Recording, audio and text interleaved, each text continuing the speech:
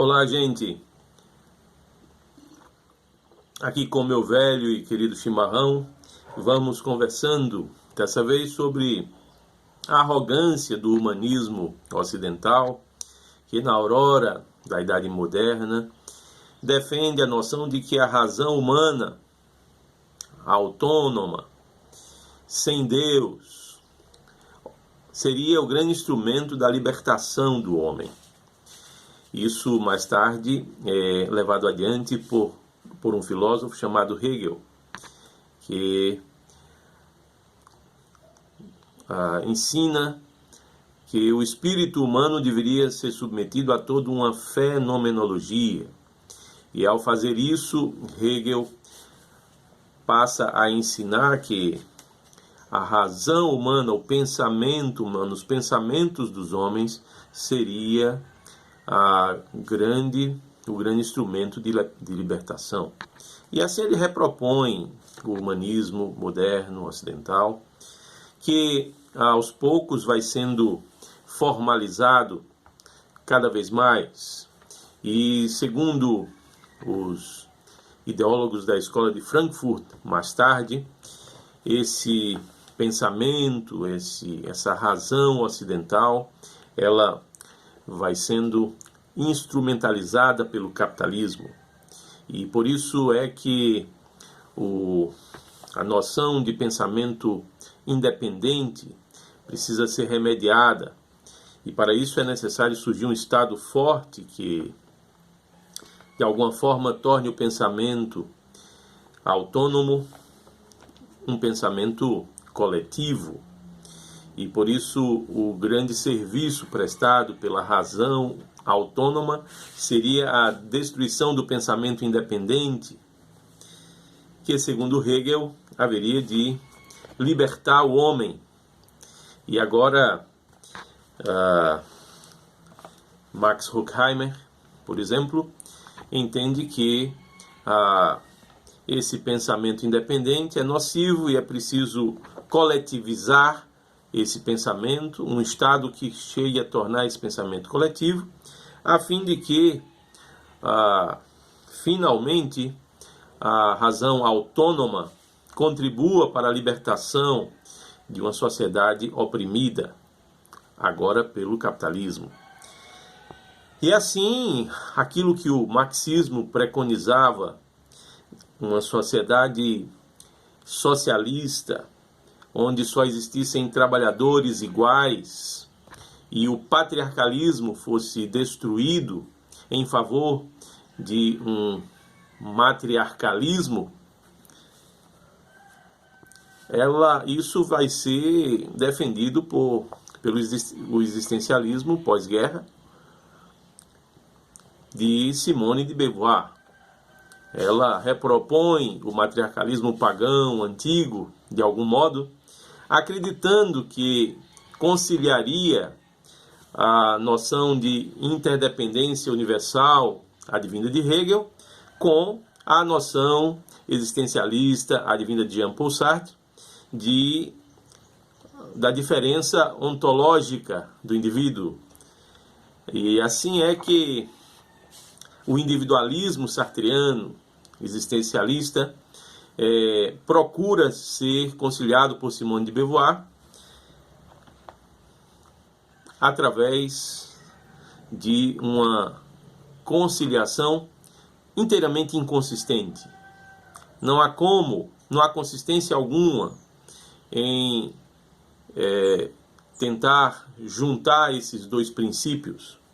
O fato é que ela é que inaugura a base filosófica do movimento feminista atual, do movimento gay, do movimento LGBT, e como também é chamado, e os movimentos em prol das minorias. E assim, o marxismo de Simone de Beauvoir termina fazendo-a tentar superar o individualismo sartreano em direção àquele coletivismo proposto por Hegel e reproduzido por Karl Marx. Meus queridos, tudo isso está na esteira do humanismo ocidental.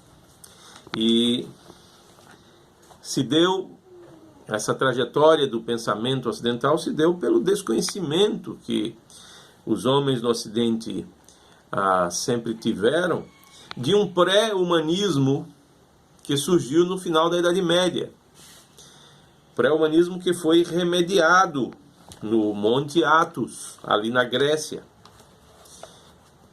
E é ali que São Gregório Palamas propõe a oração como a forma de o espírito humano, sem ser submetido a qualquer fenomenologia, e muito menos sem ser lido em chave marxista.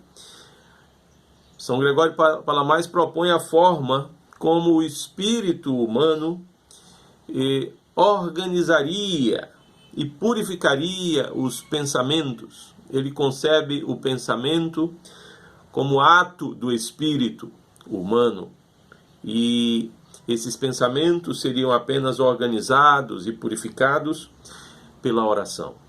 Essa é a forma específica com a qual a igreja lá no Oriente, já nos finais da Idade Média, enfrenta um pré-humanismo ou um humanismo oriental que tentava estabelecer tudo isso que o humanismo ocidental terminou estabelecendo.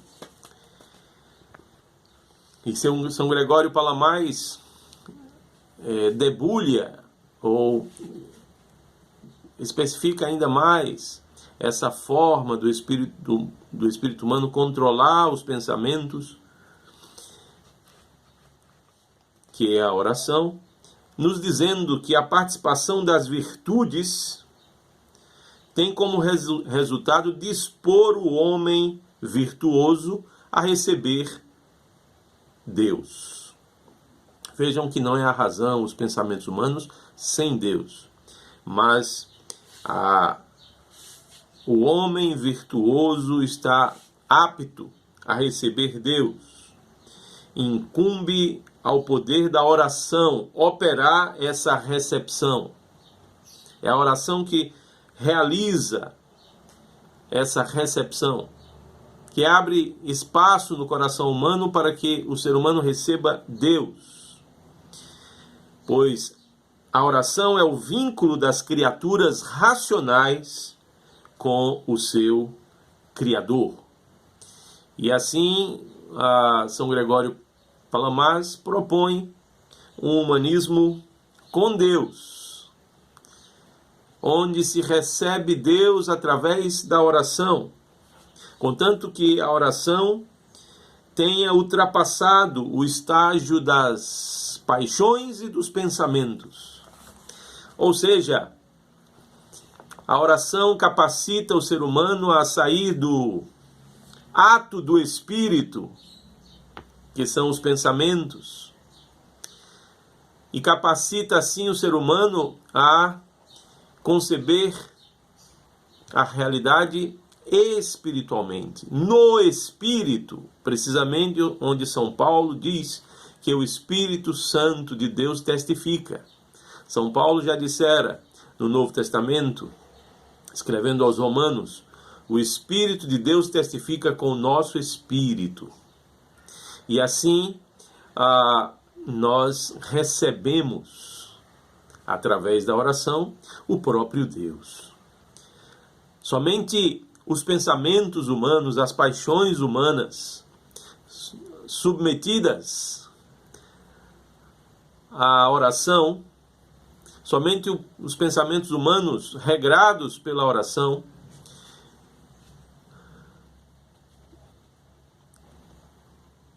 dão espaço ao espírito humano que os produz, para que o homem no espírito receba o próprio Deus.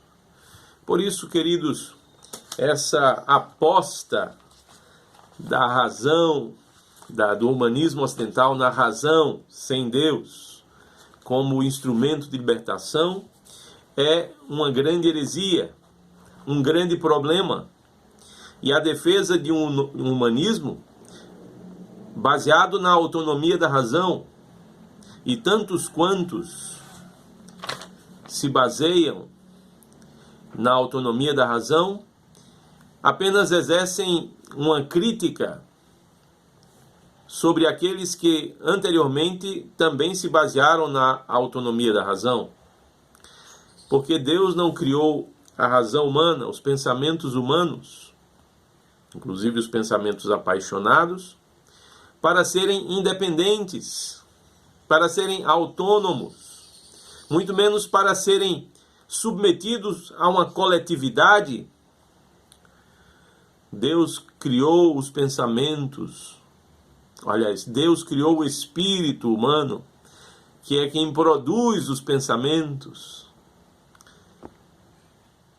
E somente esse espírito é capaz de receber o próprio Deus. E a oração, sim, é o instrumento através do qual essa união entre Deus e o homem acontece. E a razão humana, portanto, os pensamentos humanos, eles assim mergulham no espírito humano unido a Deus. E, portanto, o verdadeiro humanismo não é o humanismo pré-moderno, que lutou contra a igreja e foi remediado por São Gregório Palamas, nem o humanismo ocidental, moderno, hegeliano, capitalista e, mais adiante, feminista e gaysista, porque marxista. Não são esses humanismos que serão o instrumento de libertação. Ao contrário, somente uma vida de oração é capaz de unir o que há de mais profundo no ser humano com o que há de mais profundo no universo, o próprio Deus.